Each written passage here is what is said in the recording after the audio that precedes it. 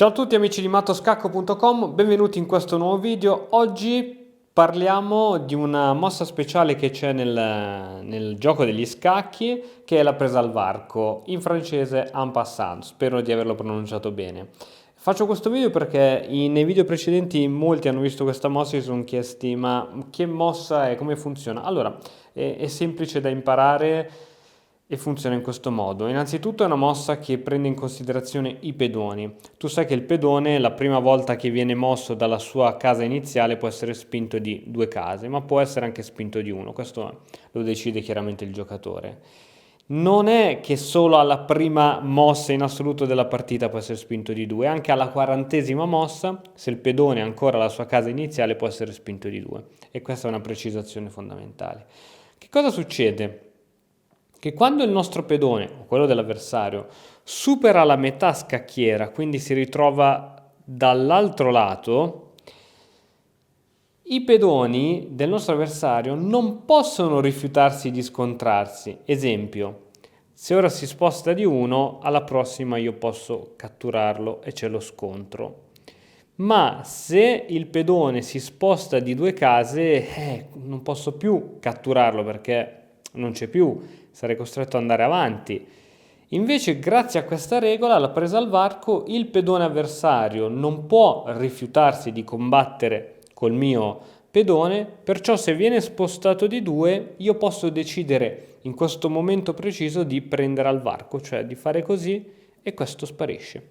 Questa è l'unica presa negli scacchi dove il mio pezzo non va sulla casa del pezzo nemico e quindi viene catturato, ma il mio pezzo va su una casa dove non c'è il pezzo nemico e viene catturato. Un po' come la dama, no? Dove io salto e questo viene catturato. Qui, diciamo, a grandi spanne è un po' la stessa cosa. Io vado qua e questo non c'è più. Questo è l'unico caso negli scacchi in cui accade questo, che il mio pezzo non prende il posto del pezzo catturato.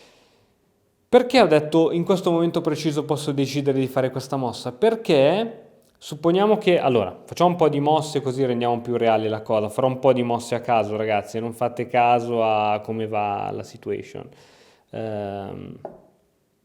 Spingo il pedone, vado via col cavallo, adesso tocca al bianco. E attenzione, adesso tocca al nero. Facciamo una mossa casuale. Questa qui.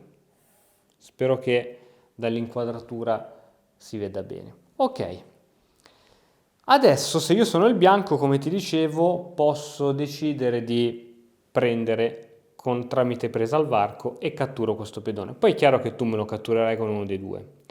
Però se io in questo momento non decido di utilizzare la presa al varco, ma faccio un'altra mossa, che ne so, gioco C4 per spostarti il cavallo e tu sposti il cavallo, ora non ho più la possibilità di fare questa. O la fai subito o non la puoi più fare. Questa è la caratteristica della presa al varco. Altra cosa, perché è importante esaminare tutti i casi così uno c'ha il concetto bene in mente chiaro. Supponiamo sempre E4, facciamo mosse veramente casuali ragazzi. Ok, c'è questo pedone che è andato molto avanti. Se ora il nero gioca, per esempio, D6, e ora il bianco gioca cavallo F3 perché vuole catturare questo pedone col cavallo e il nero ora gioca D5, non siamo più nella stessa posizione di prima. Qui non posso fare la presa al varco perché questo pedone non si è spinto di 2 rifiutandosi di lottare, ma questo pedone ha fatto prima così e voleva lottare. Noi non abbiamo lottato e poi è andato avanti. A questo punto non puoi più effettuare la presa al varco, ma hai perso cioè non è che hai perso l'occasione. Qui il nero volutamente non ha scelto di far sì che il bianco potesse utilizzare questa mossa. Quindi riassumendo, quando un nostro pedone, o quello anche dell'avversario, perché anche il nostro avversario può fare questi tipi di giochi,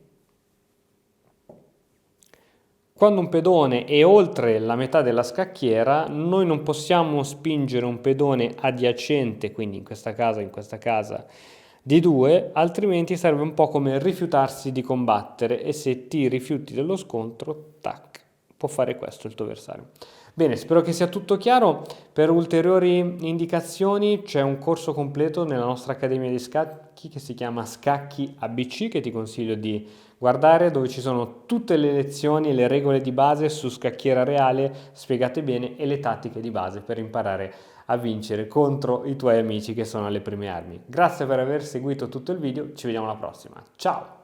E ora per continuare che cosa posso fare? Beh, innanzitutto ti consiglio di iscriverti al nostro canale in modo tale da non perderti le nuove video lezioni.